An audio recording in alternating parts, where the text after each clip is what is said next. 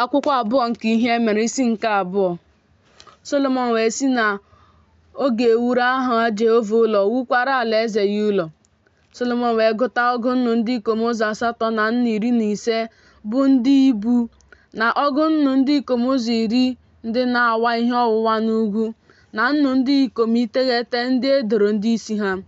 Solomọn wee zigara Huram bụ eze Taya ozi sị, otu i mere David nna m, wee zitere ya osisi sida iwuru ya ụlọ ibi n'ime ya, ma ekwara m otu a. Lee, mụ onwe m na-ewuru aha Jehova bụ Chineke m ụlọ, idoro ha nsọ, isu ihe n'ihu ya, ihe nsure ọkụ na-esi isi ụtọ eji ụda ụtọ dị iche iche mee, na idebe n'ebe ahụ achịcha na-edo n'usoro mgbe niile, na iso àjà nsure ọkụ n'ụtụtụ na n'anyasị, na n'ụbọchị izu ike niile, na n'ọnwa ọhụrụ niile, na mgbe niile akara aka nke Jehova bụ Chineke anyị, ruo mgbe ebighị ebi ka nke a dịkwasị Izrel. Ma ụlọ nke mụ onwe m na-ewu dị ukwuu, n'ihi na Chineke anyị dị ukwuu karịa chi niile. Ma onye nwere ike iwuru ya ụlọ? N'ihi na eluigwe na eluigwe nke eluigwe na-agaghị anagide ya. Onye kwa ka mụ onwe m bụ na m ga-ewuru ya ụlọ, ma ọ bụghị naanị isi ihe nsure ọkụ na-esi isi ụtọ n'ihu ya. Ma ugbu a,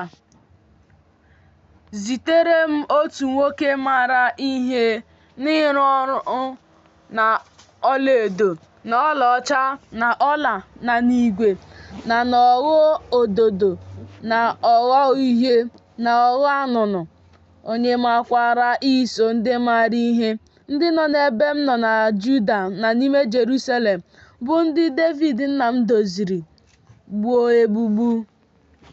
Sikwa na Lebanon zitere m osisi sida na osisi fir na osisi agụm, n'ihi na mụ onwe m amawo na ndị ohu gị maara igbutu osisi n'ime Lebanon. Ma lee, ndị ohu m ga-esokwa ndị ohu gị, ọbụla idoziri m osisi na ụba, n'ihi na ụlọ ahụ nke mụ onwe m na-ewu ga-adị ukwuu dịkwa ebube. Ma lee, m ga-enye ndị ohu gị bụ ndị na-awa ihe ọwụwa, ndị na-egbutu osisi, ọgụ nnụ ọtụtụ kọọ ụzọ 210 nke ọka wit asụrụ asụ, na ọgụ nnụ ọtụtụ kọọ ụzọ 210 nke ọka balị, na ọgụ nnụ ọtụtụ bat ụzọ 210 nke mmanya vaịn, na ọgụ nnụ ọtụtụ bat ụzọ 210 nke mmanụ. Huram bụ eze Taya wee were odide akwụkwọ nke o zitere Solomọn sị, n'ihi na Jehova hụrụ ndị ya n'anya, n'ihi ya ka o mere gị eze ha. Huram wee sị, onye a gọziri agọzi ka Jehova bụ Chineke Izrel bụ, onye mere eluigwe na ụwa, onye nyeworo David bụ eze nwa nwoke nke maara ihe, onye maara ezi uche na nghọta, onye ga-ewuru Jehova ụlọ, wukwara alaeze ya ụlọ. Ma ugbu a, ezitewo m otu nwoke nke maara ihe, onye maara nghọta, nke Huram bụ nna m, bụ nwa nke nwanyị nke sitere n'ụmụ ndị inyom Dan.